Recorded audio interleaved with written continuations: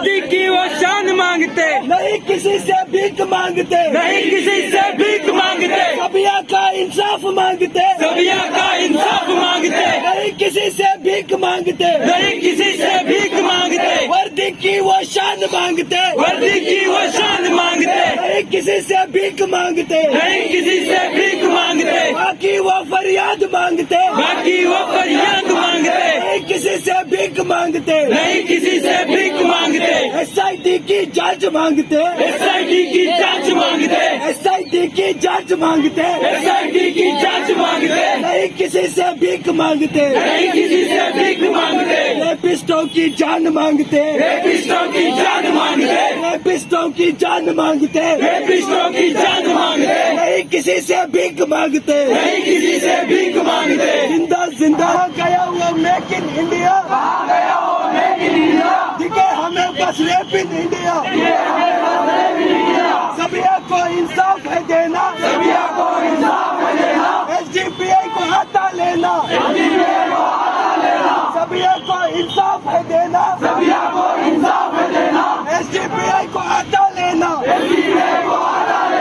Sitharaman busy है देखो, Sitharaman busy है देखो, स्मृति ईरानी चुपी है देखो, स्मृति ईरानी छुपी है देखो, देश को बेचते देखा इनको, देश को बेचते देखा इनको, बेटी का दर्द नहीं है इनको, बेटी का दर्द नहीं है इनको, देश की बेटी थी वो सबिया, देश की बेटी थी वो सबिया, बाबा की थी लाडली परिया, बाबा की थी लाडली परिया, मैंने फिर एक बेटी खोई। अगर हम लोग जो गुजरात में 2002 में जो वाक़या हुआ, ये शर्मनाक हादसा पूरे दुनिया में हिंदुस्तान को शर्म से डूबने का जैसा एक वाक़या था, तभी हम लोग एक प्लेटफॉर्म में आ जाते हैं। सिर्फ मुसलमान नहीं, जो मजलूम हैं, जो रूल कर रहे हैं रेप के नाम पे, दंगों के नाम पे, आज वो अगर एक उनके खिलाफ हम लोग तभी उठते तो आज इनकी जरूरत नहीं होती। ये सबिया का क्या वाक़या है किसी को मालूम नहीं, सोशल मीडिया में मैक्सिमम ये हुआ वो हुआ बोल रहे हैं, तो थोड़ा तो मैं खुलासा करते हुए क्यों हम लोग आज जमे हैं ये आप लोगों को मकसद समझाते हुए मेरी बात को खत्म करूँगा इंशाल्लाह। सबिया एक स्टूडेंट नहीं थी, एक हाउसवाइफ नहीं थी, एक नॉर्मल प्राइवेट जॉब करने वाली नहीं थी, एक सिविल सर्विस जो पुलिस डिपार्टमेंट की एक सेल्फ डिफेंस टीम की एक मेंबर थी। वो वेल ट्रेंड थी, फिजिकली फिट थी, उसके बावजूद उसके साथ उसके सीने को काटा जाना, शर्मगाह को फाड़ना, जिस्म में ऐसा हिस्सा नहीं था वहां जहां चाकू लगा हो, तो ऐसे वो भी दिल्ली से हरियाणा लेके जाके उसकी बॉडी को फेंका गया। तो पुलिस डिपार्टमेंट की इज्जत थी, वो पुलिस डिपार्टमेंट जो हम लोग पुलिस डिपार्टमेंट है बोल के आराम से अपने घरों में सोते हैं, वो पुलिस डिपार्टमेंट की एक इज्जत और उनका कॉन्फिडेंस थी। आज सब लोगों के बीच में एक क्वेश्चन आ रहा है, क्या बोल के एक सवाल है, अगर पुलिस डिपार्टमेंट में पुलिस ही लेडी कांस्टेबल सेफ नहीं है, उसका रेप और मर्डर किया जाता है, तो आम लड़कियों की हालत क्या होगी? यही था ना मेक इन इंडिया और क्या बेटी पढ़ाओ बेटी बचाओ, बेटी को पढ़ा के हम लोग जॉब लगाए, हिफाजत कौन करेगा? खाली जुमलेबाजी से कुछ नहीं होगा। इंडिया में रेपिस्ट के खिलाफ एक सख्त कानून लाने का हमारा डिमांड है।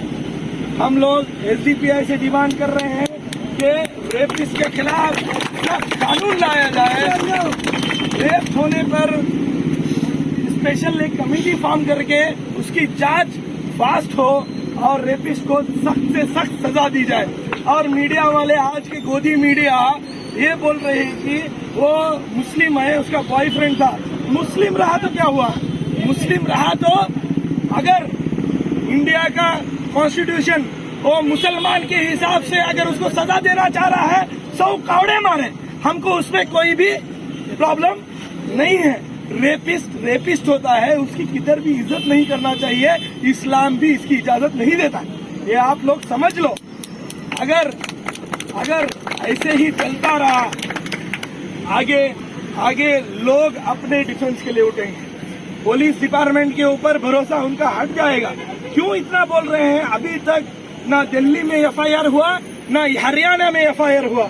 उसके माँ बाप इतने मुश्किल दौर से गुजर रहे हैं, ऊपर से केजरीवाल 10 लाख 20 लाख देता हूँ बोल के मुंह बंद करा रहा है क्या? 10 लाख 20 लाख इंडियन छोड़ो, ये रेप को फेवर करने वाले बहुत से मिनिस्टर भी हैं, उनको और बीजेपी के थोड़े दलालों को अगर हम लोग दूर रखे हैं, 100 करोड़ लोग 1 रुपये डाले तो उनके अकाउंट में 100 करोड़ हो जाएगा। तो पैसा इंपॉर्टेंट नहीं है, इंसाफ इंपॉर्टेंट है। जहां इंसाफ और जहां एक जो है इंसाफ रहता है, वो देश अमन रहता है। हम लोग सिर्फ आज यहाँ जमा हुए हैं इंसाफ कायम होने के लिए। जो हम लोगों को कॉन्स्टिट्यूशन में बताया गया है, वो मुस्लिम रहने दो, ब्राह्मण रहने दो, दलित रहने दो, वो कोई भी रहने दो, उसके लिए इंसाफ होगा।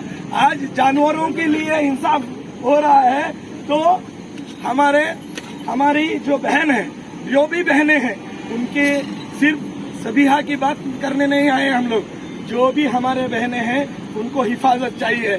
गवर्नमेंट के ऊपर तो हमको भरोसा ही नहीं रहा। दिल्ली का गवर्नमेंट भी यूपी का मोदी के तलवे चाटने का जैसा लग रहा है हमको। तो इसके लिए पुलिस डिपार्टमेंट में जो भी सेकुलर पुलिस हैं, आज अपनी बेटी का ये जो बहन का या बेटी का जो वाकया हुआ है, अगर आप लोग सेल्फ डिफेंस लड़कियों को सिखाना है, हो सके तो उनके हाथ में आप लोग सेल्फ डिफेंस के लिए वेपन्स भी देना पड़ेगा। तो अगर वो देंगे तो हमारी बेटियां सुरक्षित रहेंगी।